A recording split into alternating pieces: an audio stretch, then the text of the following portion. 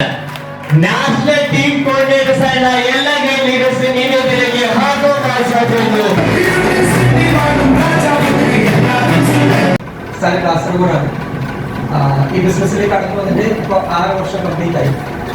ഈ ബിസിനസ്സിൽ കടന്നു വരുന്നത് നമുക്ക് സ്റ്റുഡൻ്റ് ആയിരുന്നു. സ്റ്റുഡൻ്റ് എന്ന് പറഞ്ഞാൽ ഇപ്പോൾ കാണുമ്പോൾ നിങ്ങൾക്ക് പ്രായം തോന്നുന്നുണ്ടോ? വലിയ പ്രായമൊന്നുമില്ല, കുറച്ച് മുടി കൂടി കുറച്ച് താടി തോന്നുന്നു മാത്രം. 24 വയസ്സാണ് എൻ്റെ പ്രായം. 18 വയസ്സിലാണ്. പ്ലസ് ടു കഴിഞ്ഞ സമയത്താണ് ഓപ്പർച്യൂണിറ്റി കയ്യിൽ കിട്ടുന്നത്. അപ്പോ 18 വയസ്സിൽ ഓപ്പർച്യൂണിറ്റി കയ്യിൽ കിട്ടി. കിട്ടുന്ന സമയത്ത് വളരെ യാദൃശ്ചികമായി കിട്ടി. അതേപോലെ തന്നെ ഹോൾസെയിൽ റേറ്റ് സാധനം കിട്ടും, MRP വിറ്റാൽ ലാഭം കിട്ടും. ഇതാണ് ഞാൻ ആദ്യം കണ്ട സാധനം. ഒരു 10,000 രൂപയുടെ സാധനം എടുത്താൽ വിറ്റാൽ ഏകദേശം 3-4,000 രൂപയുടെ ലാഭം കിട്ടും. ഇത് കണ്ട് ഈ ബിസിനസ്സിൽ കടന്നു വന്നു. ഒരുപാട് ആൾക്കാർക്ക് അവസരം കടന്നു. തുടക്കത്തിൽ ആരും കടന്നു വന്നിട്ടൊന്നുമില്ല.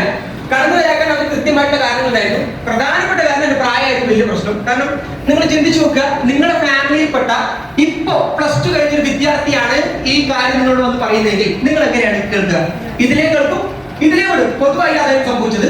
ഞാൻ പറയുന്നത് ആരും കേട്ടില്ല. അതുകൊണ്ട് തുടക്കത്തിൽ എനിക്ക് പ്രത്യേകിച്ച് വരുമാനം കിട്ടിയിട്ടൊന്നുമില്ല. ആദ്യത്തെ 4 മാസം 1 രൂപ പോലും അക്കൗണ്ടിലേക്ക് വരുമാനമായിട്ട് വന്നിട്ടില്ല. പ്രൊഡക്ടിവിറ്റി ലാഭം കിട്ടുന്നുണ്ട്. അപ്പോ ഒരു കാര്യം പറയുന്നത് സ്വിച്ചിന്റെ പോലെ വരുമാനം കിട്ടും എന്ന് പ്രതീക്ഷിച്ചാലും വരേണ്ട ആവശ്യമില്ല. അപ്പോ പ്രധാനമായിട്ടുള്ള സാധനം 4ാമത്തെ മാസം ആദ്യത്തെ വരുമാനം കിട്ടി. ആദ്യത്തെ വരുമാനം കിട്ടുന്നത് പറഞ്ഞു നടന്ന് 210 ആണെങ്കിൽ കിട്ടിയത് ആദ്യത്തെ വരുമാനം 450 രൂപയാണ്.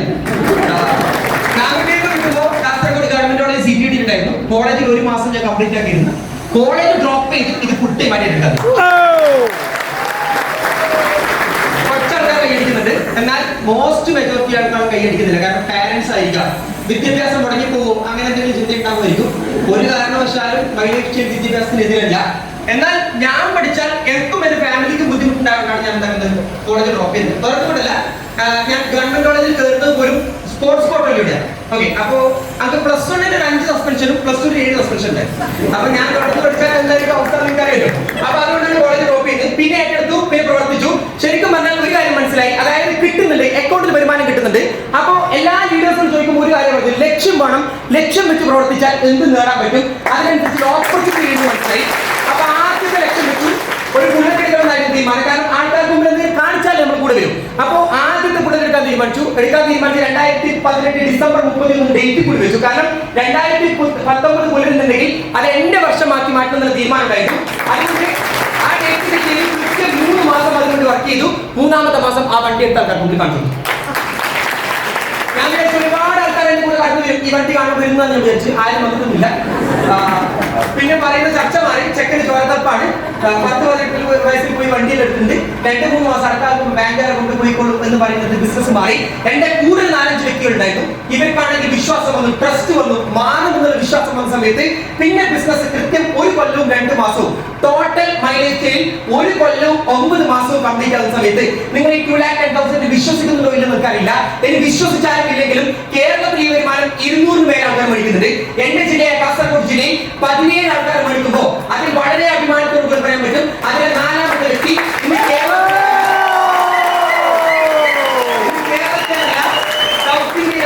ഇന്ത്യയിലെ തന്നെ ഏറ്റവും പ്രായം കുറഞ്ഞ ആഴ്ചയിൽ 2 ലക്ഷം വരാൻ വേണ്ടുന്ന വ്യക്തി എന്ന റെക്കോർഡ് കൂടി നൽകിയിട്ടുണ്ട്. വരുമാനം മേടിച്ചു. പിന്നെ മാറ്റങ്ങൾ വന്നു. കഴിഞ്ഞ 2 വർഷം മുമ്പ്, കഴിഞ്ഞ ഓഗസ്റ്റിൽ ഏകദേശം ഒരു 13,80,000 രൂപ വരുന്ന ഒരു ഹ്യുണ്ടായി വെന്യൂ കാർ ഈ ബിസിനസ്സിലൂടെ നേടാൻ വേണ്ടി നേടിയതല്ല, മെയിൻറ്റെയിൻ ചെയ്യാൻ സാധിക്കുന്നു. എന്റെ വണ്ടി താഴെ ഉണ്ട്, നിങ്ങൾക്ക് വെറുതെ പോയി നോക്കാം.